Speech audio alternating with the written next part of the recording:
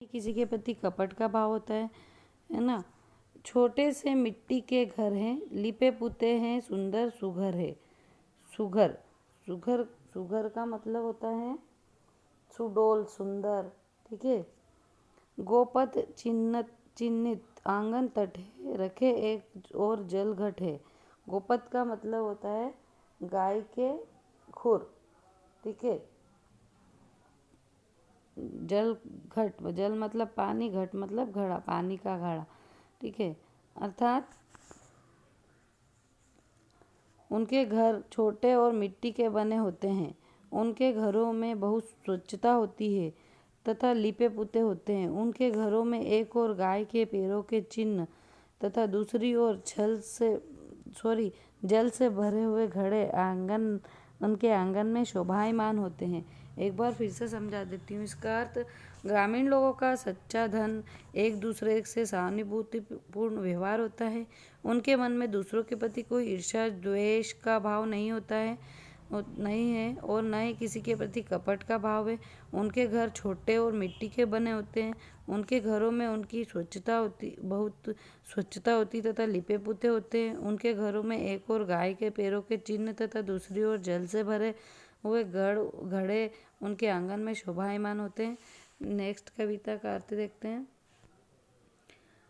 खपरेलों पर बेले छाई, फूली फली हरी मन भाई। मन भाई अर्थात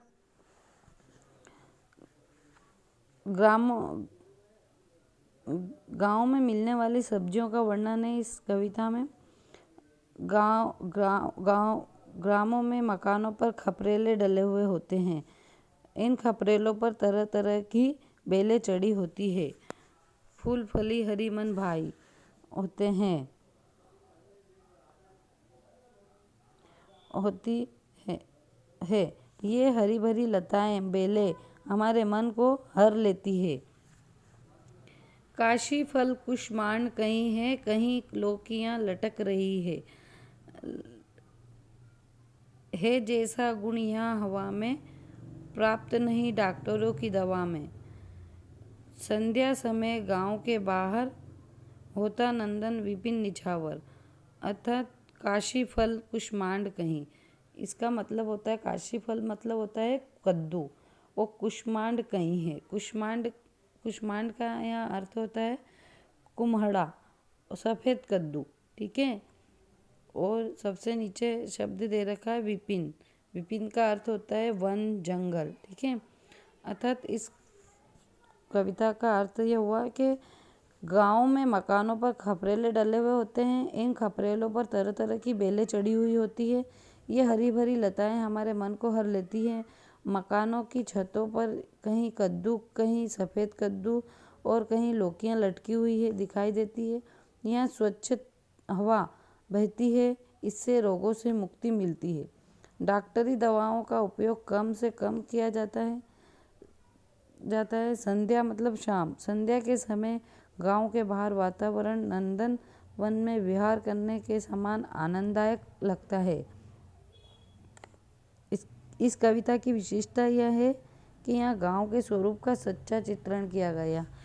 नेक्स्ट कविता हम देखेंगे।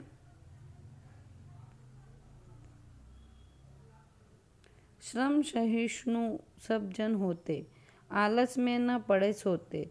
दिन भर खेतों में रहकर करते रहते काम निरंतर। अतिथि कहीं जब आ जाता है, वह आतिथ्य यहाँ पाता है। ठहराया जाता है ऐसे कोई संबंधी हो जैसे। अर्थात इस कविता का अर्थ यह है, कवि ने गांव के लोगों की श्रमशीलता और अतिथि प्रेम को बताया है इस कविता में। गांव के लोग अत्यंत परिश्रमी होते, श्रम सहिष्णु सब जन होते हैं, अत्यंत परिश्रमी होते हैं। उनमें आलस से लेश मात्र मतलब थोड़ा सा भी आलस नहीं होता है।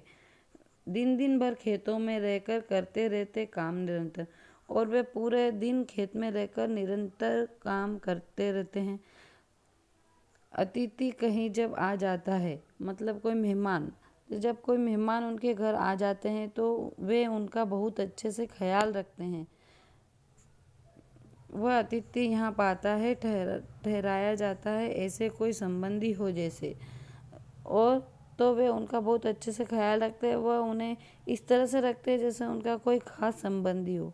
तो बच्चों, ये था इन कविताओं के अर्थ, जो कि आप लोगों को समझ में आ गया होगा।